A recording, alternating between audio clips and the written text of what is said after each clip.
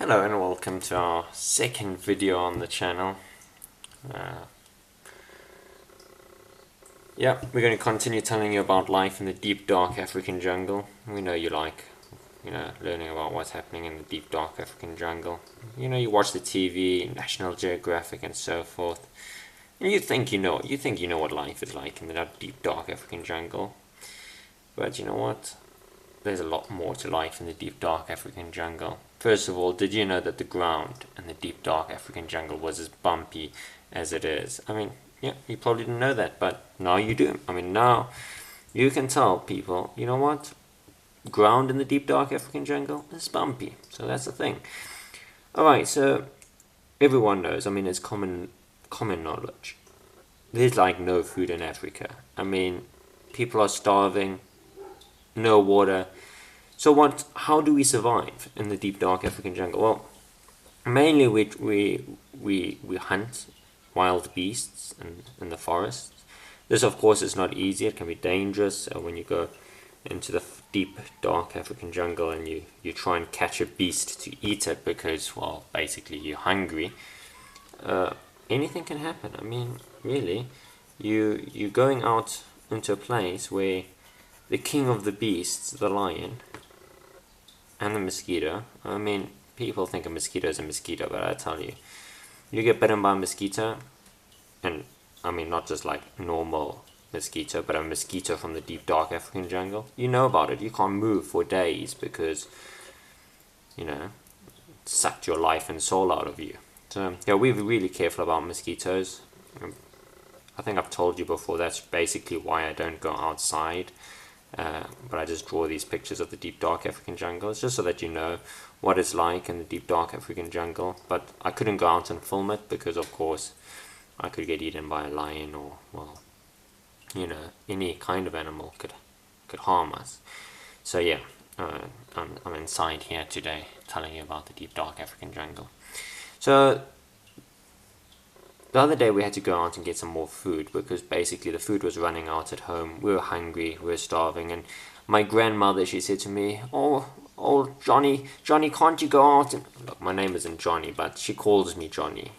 I don't know why she calls me Johnny, but she does. She's like, oh Johnny, can't you go out and get me a little piece of meat from one of those animals out there? And I was like, Grandma, if I go out there, I'll get eaten by some wild beast. I mean, you don't want me to do that. She's like, well, it's either you or me, boy. It's either you or me. You go and get me a little piece of meat. And I was like, all right, Mom, I'll try and get us one of those buffaloes. Now, one thing you probably don't know is in the deep, dark forest, there's these mean animals called buffaloes. Now, buffaloes are not to be taken lightly. They've got these massive horns, these big heads, boggly eyes, and they just always look angry. I mean, I don't think in all my life in the big, deep, dark African jungle I have ever seen a happy buffalo. They are just mean-looking animals. I don't know. And they got these little tails, the little cute curly tails. You would think that, wow, that's a cute little tail for an animal. It must be fine. And of course, these buffaloes are thin like anything. You can see their ribs. But that's the only food we can get in the deep dark African jungle. So yeah, that's it. So I said, all right, Grandma, I'll go out and try and get us one of those buffaloes. So I went out and we make a trap. Basically the trap is we take a palm tree and we bend it like this. We choose a thin palm tree. I mean, you can choose fat ones, but you have to be really strong. And because I'd recently been bitten by a mosquito, well, I had to choose a really thin one. And you bend it down, and it's got leaves on it, which is quite good because it camouflages it. And then you tie a rope, ding, ding, ding, ding, ding, with a big noose on it. And the idea is that the buffalo is going to put its head in there. And then on the top of this little knot here, we tie another string, okay, which we tie straight down to a peg in the ground, which we hammer into the ground. So what happens, the buffalo puts its head in, unhooks, because that little loop is just hooked on a little loop on the peg. When the buffalo puts its head in there, and next minute, boing, the palm tree pops out because, of course, the buffalo has put its head in. Okay, we're going to get more to this in a few minutes. It's just that I can't draw really fast. But basically, buffalo, you know, they make those mooing noises. Everybody knows buffaloes make those mooing noises. Puts their head in there, you know. I don't know why the buffalo's in the ground now, but you know, there it is in the ground. This picture is really becoming quite bad. Anyway, buffalo goes in there, boing. Oh, excuse me, boing. This thing shoots up like that, you know.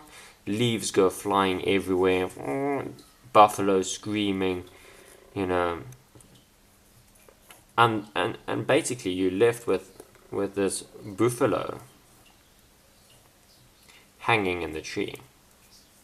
Now you might think, well, that's just mean. I mean, how that's not child friendly at all. This is just, I tell you, this is the deep dark African jungle. We have to survive here. And this thing is like, okay, so this is when I call my grandma, and she comes out there, because my grandma, she's been doing this for a long, wild time.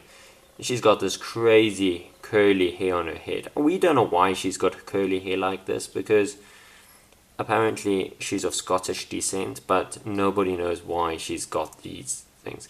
Anyway, she got these real long, you know, spears, and she throws them well into that buffalo, and of course he dies, and well, that's how we survive.